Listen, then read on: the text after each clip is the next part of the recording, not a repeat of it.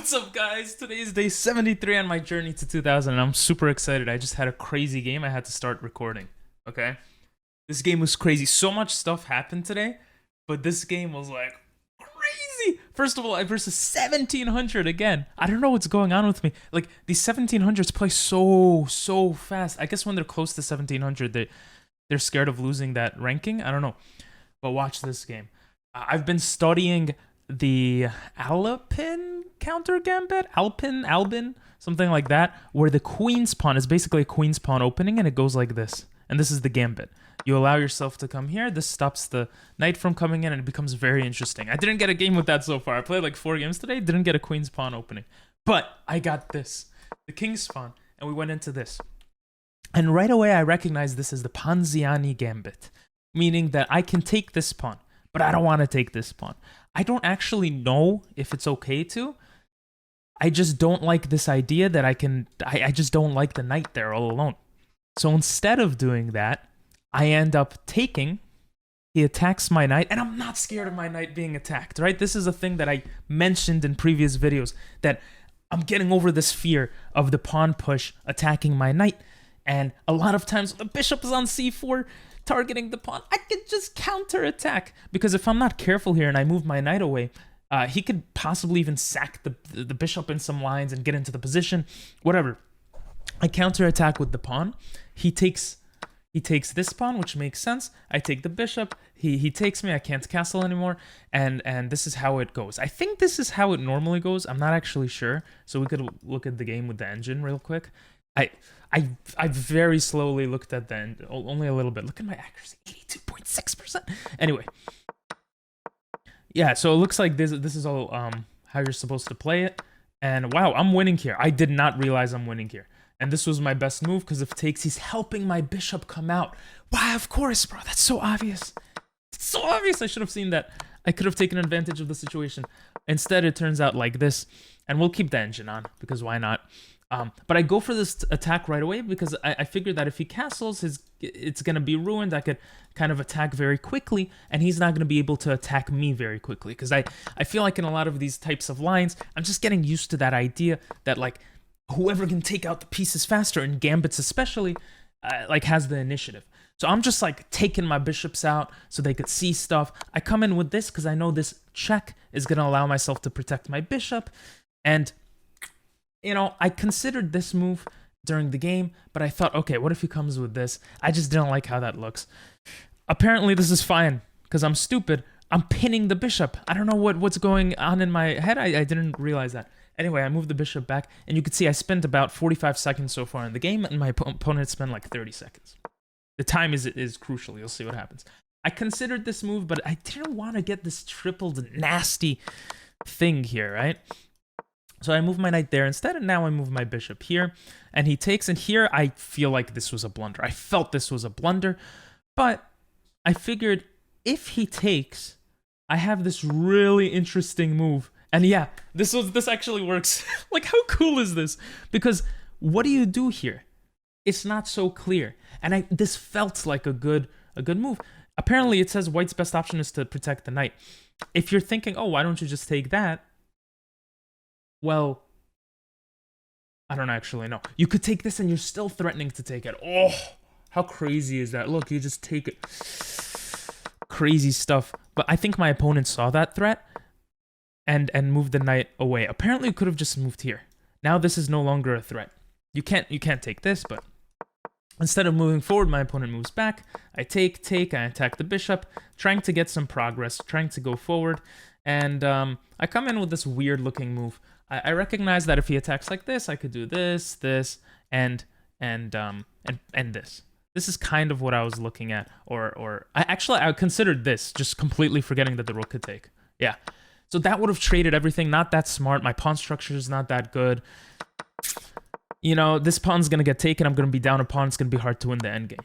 But my opponent just goes for a stronger attack, or attempts to, and checks, and I just block it very easily, and it gives me time to move my bishop out of the way and attack. And I'm not scared of this threat because, well, it happens in the game, because my bishop can come and protect. Now, here I was expecting several things. I was expecting this, I was expecting taking, I was expecting the knight to take. This, by the way, has a cute little trick. Look at that. Boom. You win the knight back with the discovered attack, but my opponent saw that. Comes in with the bishop, and I come in with the king. I just wanted my rook to be open, but thinking back, this probably doesn't look good. Not right away, obviously. You would just hang the knight, but that's what I did. He took the pawn, and I was like, I kind of screwed that up, but at least I have this open line. Let me concentrate on this side. Comes in with his other rook to develop it. I'm so excited. And then I bring in my knight because I see this move. He can't take back because I'm pinning the pawn to the king. Okay. I saw this move. I don't know why he didn't play it. I saw this move. Me. A 1629 player. Somehow I saw that this prevents me from coming in with my knight, and it's going to be very hard for me to win because, again, I'm down a pawn, right? And these are split. It's just not looking very good. I see that, but he brings his knight here. I guess trying to attack my rook. I see that immediately as a mistake. I come in with the check, and now I'm considering this move. But it's very hard to decide because, okay, if I take, he takes. I take, he takes. I take. That's what everything's going on there. And if he wants to check me with the discovered attack, it doesn't work because I can come in and protect my rook. So you might be saying, what do you mean? Why is it completely even? Well, now we both have split pawns. By taking the pawn on g2, I make the game even, which makes a lot of sense. I don't do that. I take the rook instead, and it becomes a little messy. Here I could have came here. You might be thinking, well, what do you mean? What happens if they do this? You have this attack, this discovered check, taking the knight, and again, it's even. I don't do that. I bring the knight backwards because I just didn't see it, and my opponent's playing very fast. It's like 6 minutes, 40 seconds against 5 minutes. He takes my pawn, attacking my rook. I was like, oh, that's actually a pretty cool move. My best move was this, because if takes, I have, I don't know, I have takes. And this is just winning. So it would be something like this, and then this, maybe? No, because he has a discovered fork. I was looking for these discovered forks, too. That could just ruin my game. But I guess this pawn becomes somewhat of a target is the idea. And after moving the knight away, maybe eventually I can kind of, I can take the pawn. Like, this is a bad example, obviously, but, you know, something like this. And, you know, it's still losing a little bit, I would say, because this pawn is here. But, you know, my rook could get to the 7th rank. My bishop is very nicely blocking his rook. And, yeah. And if he trades, my pawn's close to promoting. So it's just such cool stuff going on. Anyway, that doesn't happen. I come back with the rook, he checks me, and I just move my king closer. I move my king closer because I see this check doesn't work, this check works, but then maybe takes, and okay, he has these 2 pawns, doubled pawns, maybe I have a chance. Okay, apparently that was the best plan, but he comes in attacking my rook, and I'm like, oh, that's a mistake. I can take, and now I'm winning. So what are you going to do after I take the bishop? You have to take with the pawn, which he does. And then I win the pawn. I win this pawn. And this kind of gave me some... I was like, yeah, I might actually do decently this game. Because I could go to the 7th rank and kind of stop this king from doing stuff. And I bring my own king to kind of deal with this threat. Because it's 2 against 1. I've been teaching... I teach chess a little bit. You could check the link in the description if you want to get lessons. But... I've been teaching lately pawn structure to a lot of my students, and obviously I'm not a master at it, but, you know, pawn majority versus minority, you have to see how the pawn structure is, and it's super important during the endgame, right?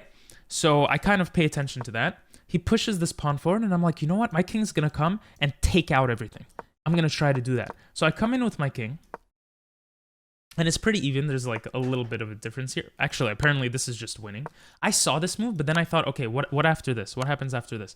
What happens even after this? I'm not sure. I saw this move coming for this, but I don't know, something, I didn't like something about it. Even though this works perfectly, because the rook can't check me, the bishop covers. If the knight takes now, the pawn covers, and this is just totally winning. Like, what do you even do here? The rook is stuck. The rook is stuck. You can't do anything. So...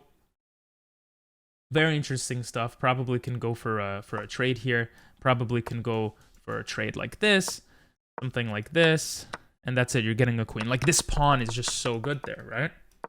I don't really see that though, and I just go here. I'm like, you know what? I'm gonna try to checkmate.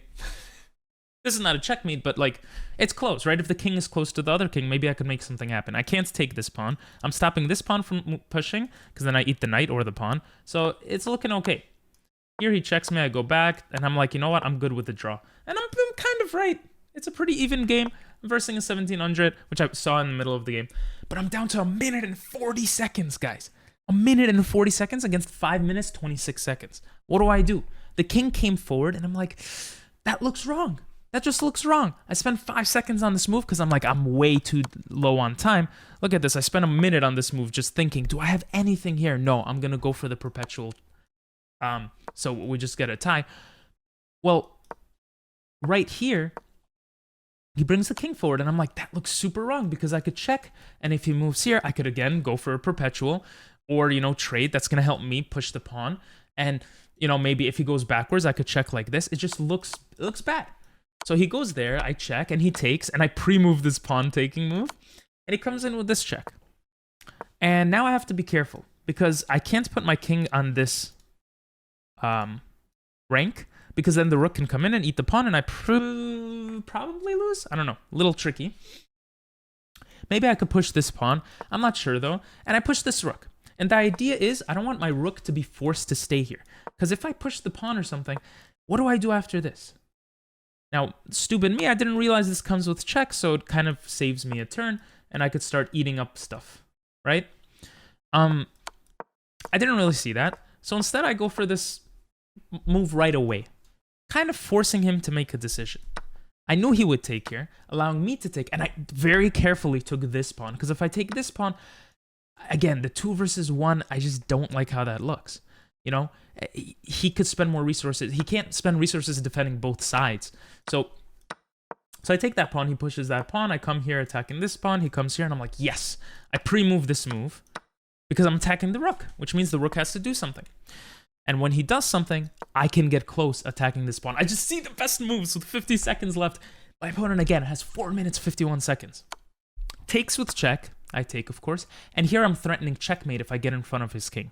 And I'm very aware of that. So here he checks me, and I'm like, okay, let's go for perpetual. It is an even game. I could see that. You could see that. But no, I'm a 1600. My opponent is a 1700. He's not going to go for a perpetual. So what I do here is I could try to go for this checkmate, but I thought, okay, like he's going to check me, and then he's going to take my pawn, and why would I let him take my pawn? So instead, I don't know why, I guess the engine says it doesn't even matter. Instead, I push this pawn just to give me a chance. Because now, you know, now if he comes here, I come here and it's protecting. Not so simple. He can't really move the king. I'm just going to push the pawn. And if he tries to check me, I'm threatening mate now. And at worst case scenario, it's a draw. Right? So I recognize that with 47 seconds left. He checks me, I go back and forth, he attacks the pawn, and I'm getting into the position, I attack his rook, he attacks this pawn, and what do? I go for the checkmate threat again. Yeah, you can't take my pawn, you gotta keep checking. This is a drawn position. Now, if I came here, and he took, actually... Oh. Check here, h2. And the difference here, I guess, is... Actually, not sure. The difference here is if he tries to attack the pawn, I promote with the rook covering it. Very interesting. I didn't even consider that. I had 33 seconds left, guys. I don't push the pawn. He comes here. I push my king, and he takes my pawn. He takes the bait. How do you take the bait? You have 4 minutes left. I know you're trying to flag me, but I have 30 seconds. I'm not that bad. The past 10, 20 moves, I'm trying to go for this checkmate threat. That's why we're going into a perpetual back and forth. And I get checkmate against the 1700. This is the second win against the 1700 in like 2 days. Like, I just turned into a 1600. What's going on? So there's some other crazy stuff that happened today. We're probably going to go over it tomorrow because tomorrow's going to be a busy day for me. Oh, it's cool, man. Someone accused me of cheating. We'll see that tomorrow. So if you guys enjoyed the video, say 7 in the comments to let me know you watched this far. I really do appreciate you guys. And have a great one. Bye-bye.